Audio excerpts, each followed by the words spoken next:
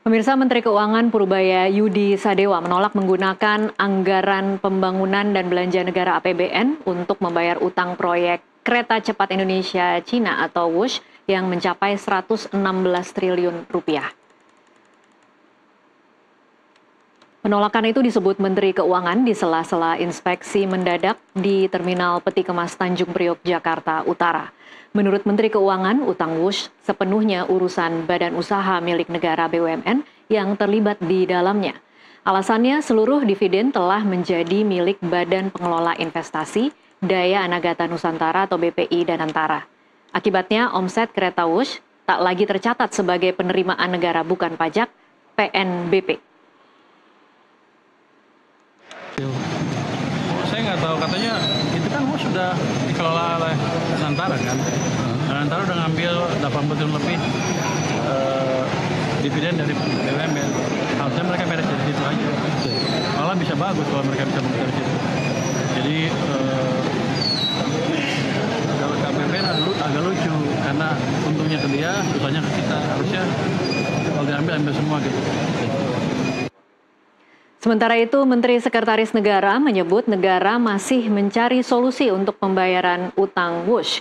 Bagaimana kira-kira solusinya mengingat WUSH dinilai cukup bermanfaat bagi warga dari Jakarta ke Bandung atau sebaliknya yang ingin menempuh perjalanan dalam waktu kurang dari 1 jam. Kita akan bahas bersama para narasumber yang sudah tersambung melalui saluran Zoom. Ada ekonom dari Political Economy and Policy Studies, Antoni Budiawan, dan juga analis kebijakan publik Agus Pambagio. Selamat sore Pak Antoni, selamat sore Pak Agus. Selamat sore, Tasya. Iya, baik, saya ke Pak Antoni terlebih dahulu. Ini statement dari Menteri Keuangan menolak bayar utang WUSH pakai APBN. Konsekuensinya akan seperti apa Pak Antoni? Iya, saat ini ya tidak bisa gitu pakai APBN. Karena memang APBN ini kan tidak ada dana yang untuk WUSH itu gitu. APBN kita tahu bahwa penggunaan dana itu kan subject to approval atau berdasarkan persetujuan DPR gitu. Saat ini tidak ada. Menteri Keuangan Purbaya ingin pun untuk bailout tidak bisa gitu saat ini ya. Iya. Dan juga undang-undang undang-undang tentang APBN tahun 2026 juga tidak bisa gitu kecuali ada perubahan. Jadi yang harus bayar sebenarnya siapa Pak Antoni? Ya harus bayar kan BUMN yang terlibat. Tapi kalau itu tidak bisa, ya berarti apa? Ada dua kemungkinan. Apakah itu pilot atau harus ditanggung oleh induknya. Saat ini induknya yaitu Danantara seperti Menteri Keuangan Purbaya katakan. Tapi Danantara pun sebetulnya kan BUMN. Dan kalau Danantara tidak bisa untuk menanggung itu, bagaimana gitu? Nah ini apakah pemerintah mau bailout apa tidak gitu? Dan itu tergantung dari ini. Tapi masalah dari kereta cepat ini harus kita lihat kenapa dia tidak bisa bayar. Akar masalahnya di mana? Apakah kalau kita lihat nilai proyeknya pun sudah terlalu tinggi karena proyek kita per kilometernya itu 52 juta US dollar. Menurut yang di China itu antara 17 sampai 30 US dollar per kilometer gitu. Jadi kita ini hampir 2 kali lipat. Nah, di sini harus diselidiki apakah proyek itu ada markup. Dan kedua adalah mengenai suku bunga pinjaman. 75% dari WUSH adalah pinjaman. Dan kalau dengan kereta Jepang 0,1% pinjamannya. Dan kalau dengan kereta China ini 2% dan cost of run-nya 3,4%. Ini yang harus diselidiki dan mereka yang membuat WUSH atau WUSH ini bangkrut, ya artinya default tidak bisa bayar, ini harus diselidiki dan harus dimintakan pertanggungjawabannya, begitu Tasya. Oke, Pak Antoni, kalau Anda menduganya yang mana yang kira-kira mungkin menjadi akar permasalahannya? Dua-duanya, yaitu pertama adalah bahwa di sini ada kemungkinan besar terindikasi kuat bahwa di sini terjadi markup, ya apalagi dengan cost of run 1,2 miliar US dollar, which is 20% dari nilai proyek, itu sangat luar biasa besarnya, hampir tidak mungkin. Dan kedua adalah bahwa penilaian proyek dari awal ini tidak masuk akal karena komponen bunga yang sangat signifikan sekali karena kita punya 75% dari pembiayaan proyek WUS ini adalah utang. Dan komponen bunga ini sangat besar sekali.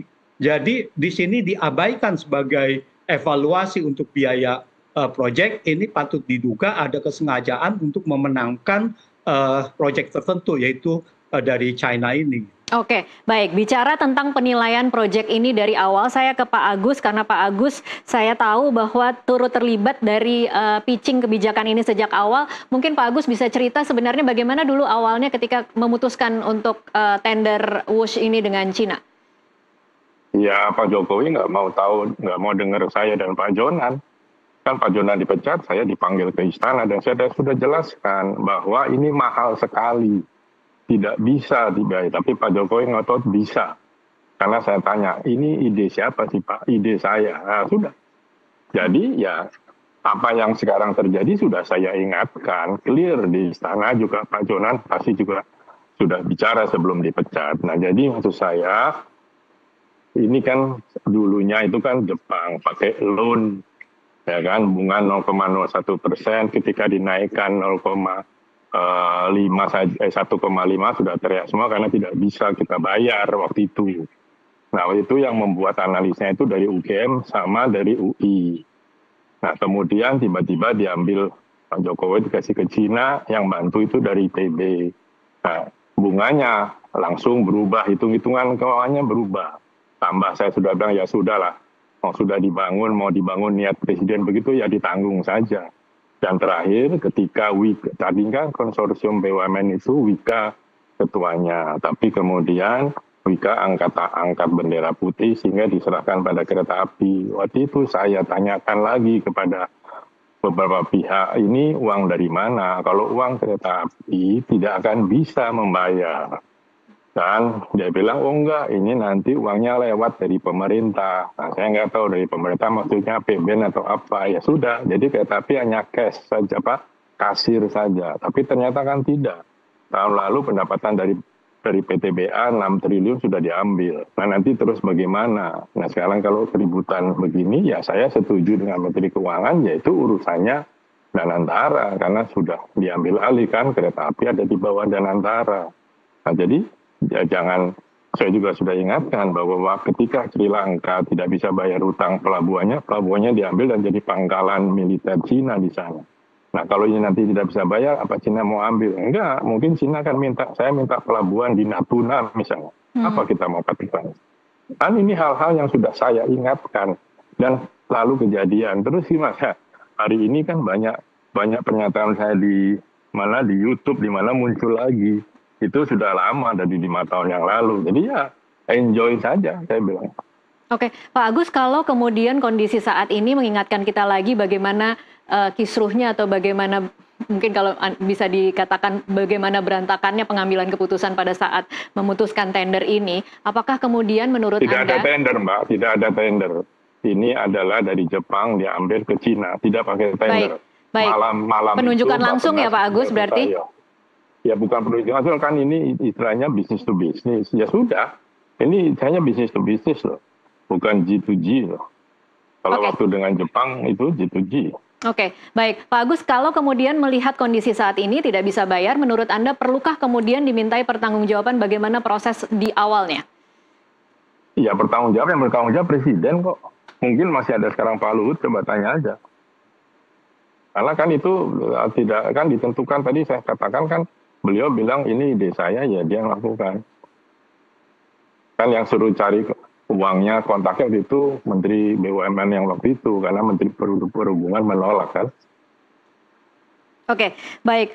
Tahun lalu ini ada statement Anda juga yang mengatakan bahwa diduga pembayaran cicilan itu menggunakan dana dari PT KAI. Menurut Anda mengapa ini tidak boleh dilakukan? Ya mana kuat KAI. Saya itu meretransformasi KAI bersama Pak Jonan dengan kawan-kawan yang lain. Dari minus 800 miliar kita lalu menjadi 2 atau 3 triliun, saya nggak lupa. Terus suruh bayar. Nggak akan bisa, uangnya dari mana KAI. Yang kemarin yang diambil itu pendapatan dari PTBA kalau saya tidak salah ya, coba tolong dicek. Itu sekitar 6 triliun sudah untuk nambal cicilan KCIC. Nah terus bagaimana? ke depannya. Udah kusut, saya sebenarnya sudah malas ngomong karena saya sudah ingatkan betul waktu itu semua pihak hati-hati. Nah sekarang dibahas lagi kan karena cenderung macet dan lempar tanggung jawab. Menurut saya ya kalau UMKM nggak akan bisa. Nah karena Dalantara sudah ngambil dana, menurut Pak Menteri Keuangan sudah ambil dana seluruh dana BUMN, ya BUMN yang bayar. Jangan APBN, saya setuju itu. Oke, ada opsi lain Pak Agus mengajukan restrukturisasi utang pada Cina, ini realistis atau tidak menurut Anda? Kan sudah dibahas ketika cost overrun. Sekarang mau restrukturisasi ya bisa, mau dipakai. Itu aja kalau lunak tuh 80 tahun lebih kalau saya tidak salah. Mau direstrukturisasi sampai 100-200 tahun. Itu aja. Oke, Pak Antoni, kalau Anda menurut Anda realistisnya seperti